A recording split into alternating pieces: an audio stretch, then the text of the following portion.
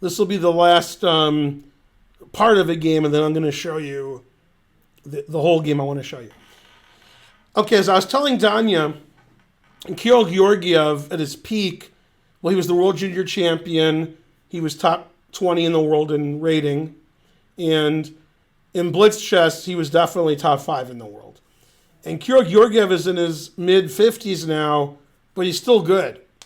He's still good at blitz. He's still good at chess. He's just not as good as he used to be, but he's still good. And he's playing Maghsoodloo, who seems like he should be better because, he's up-and-coming junior player, world junior champion also. But it's nice to have experience. Now, the reason I started in this position is the engine says it's equal. And the game went totally insane. It was like Ali Reza versus Ali Reza. The game went nuts. And when it got nutty and too complicated, Georgiev calculated a lot better than Maghsoodloo, which is surprising. Okay, so he played knight f5. The engine says this is equal. Threatens the knight. Knight f6. Okay, now Maghsoodloo was crazy like Fox News. If white plays boring, it's an equal position according to the engine. And the move that he did play is also equal, but it's not boring. And I think, young players are attracted by aggressive moves, especially when they're not bad. But also he was probably like, I'm playing this old man, so if I play aggressive moves that are good, he's going to fall apart. And if I trade everything, then he won't fall apart. So white can trade everything. He can trade rooks, and then this will be traded, and trade, and the engine says equal. Instead, he played knight g7, which is okay. And the reason he lost was he got out-tacticked. I mean, the guy played better than him in this crazy position. Because, Georgiev was playing crazy chess before Maghsoodloo was born. Took with check, that's correct. Bishop takes h3 is an amazing move, recommended by Shirov. And actually, the engine doesn't see bishop takes h3 in this position. In fact, it's actually funny. Rook takes e1 is a mistake. It's a mistake because of bishop takes h3, which Maghsoodloo didn't see. You should play bishop takes. And the difference is, if you play here now, which is fine, your bishop on d2 isn't hanging. So this is equal. Takes. And the engine says this is a draw. Oh, wait. No, king takes is a blunder. I'm sorry. I'm blundering again. Bishop takes d8. I'm so dumb. I keep taking with a rook when I shouldn't. And the reason you play bishop takes instead of rook takes is now your bishop is defending the knight. If your rook was here, bishop c3 wins. And your rook's defending a4. So it's funny how you're supposed to take with the bishop in both positions. And the engine says this is equal. Okay.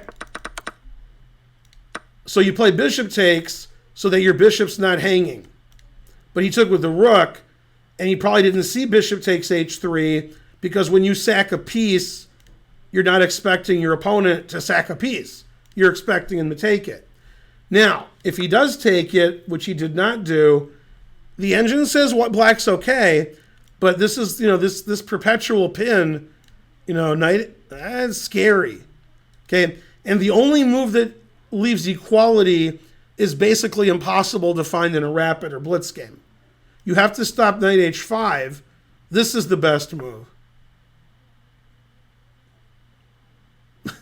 Stopping knight h5, threatening the queen. Amazing. And now if you trade queens, you take with the bishop defending your knight, and then when he takes this bishop, you just move your king, and the engine says this is equal. I'd rather have white because I'm a pawn up, but the engine's like, nah, draw. Okay. So taking this is advantageous to white. Now taking this, we're threatening the queen, and you got to watch our bishop also. And the fact that you haven't taken the knight means the bishop c3 doesn't pin the knight to the king. So in this position, if white plays the same way, black just goes here. It's good that black didn't take the knight, because now he can move his knight. And what black wants to do is take this bishop and then take the knight. And even though material is equal, the engine prefers black here. And, well, by the way, one of the reasons is that I didn't say, sorry about that. One of the reasons it likes black is threatening bishop f2 also. Two bishops, what else? Okay, so after bishop h3, Maghsoodloo played queen c2. That's the engine move. The engine says queen c2, good move. Because white wants to play bishop here once black takes the knight. Bishop f2, that's the engine move. So black keeps playing engine moves in a rapid game in this super complicated position, and he's in his mid-50s. He's like, I literally don't care. Okay, bishop a5 is a blunder, losing the game. Maghsoodloo played the move where he's crazy like Fox News. So if white doesn't want to lose, the only move where it's not like +4 for black is here. Saving the knight, defending the knight, attacking the pawn. This move is hard to find because black takes a rook. And for reasons that are hard to explain, after this, it says black is better but not winning. Because even though black's up in exchange, the king's not very safe, the bishop's coming to c3, the h-pawn is hanging, and the engine prefers black but doesn't say he's winning. And if you're a human, and the guy plays bishop here, you're not likely to just give your rook away. Now, you can't give your knight away either, but so he played a crazy tactical move, which doesn't work. He tried, but he failed miserably. Rook takes, which is correct, and this is why he did this. Now, both pieces are hanging, but this knight is trapped. The reason it's trapped is very funny. It's because this rook's on a5. That's an unusual reason why the knight is trapped. And he just saves his bishop.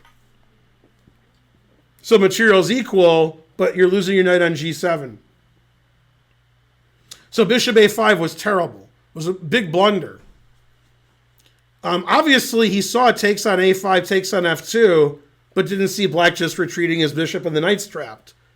And Maghsoodloo's too good for that. That's bad tactics.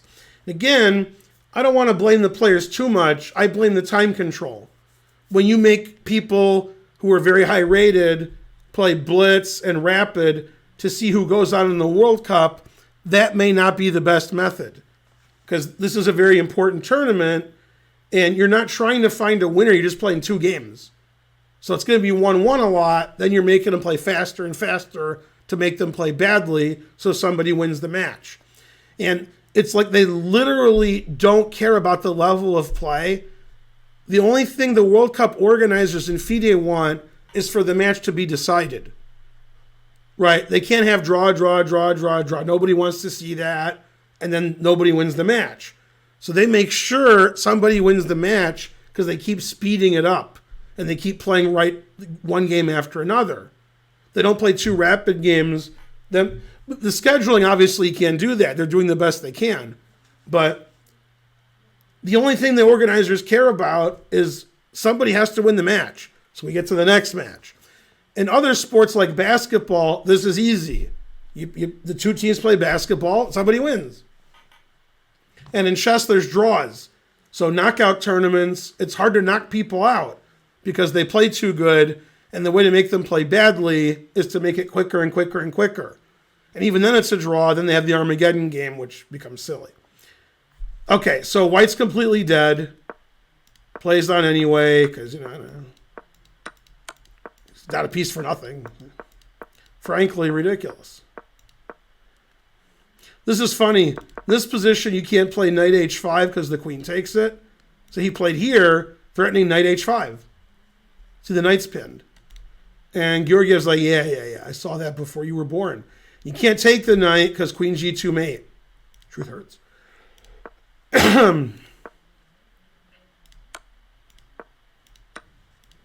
Okay, and then he resigned because unstoppable mate everywhere.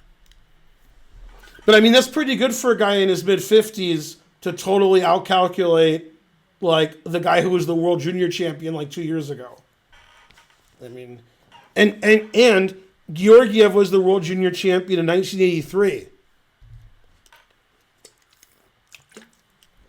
But as everybody keeps saying, for some reason, class is permanent. You guys remember about 4 years ago, I'm guessing it was 4 years, when Jim Tarjian, might have been 3 years ago, Jim Tarjian beat Kramnik in Gibraltar or Isle of Man. I confused Gibraltar and Isle of Man. I don't know which tournament's which.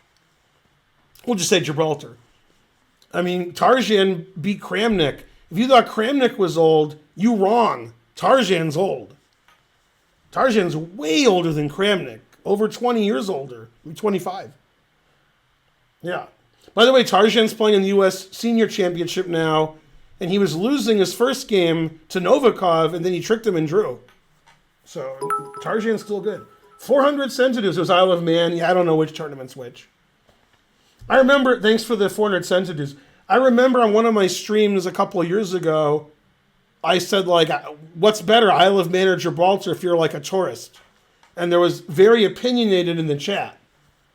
Like, if I want to go to one of those two tournaments, which one should I go to so I can have more fun at the tournament? Like sightseeing or whatever. And then people were like, oh, and then they gave their... And then it turned out I was confused, so I went to the Isle of Wight because I like the Beatles.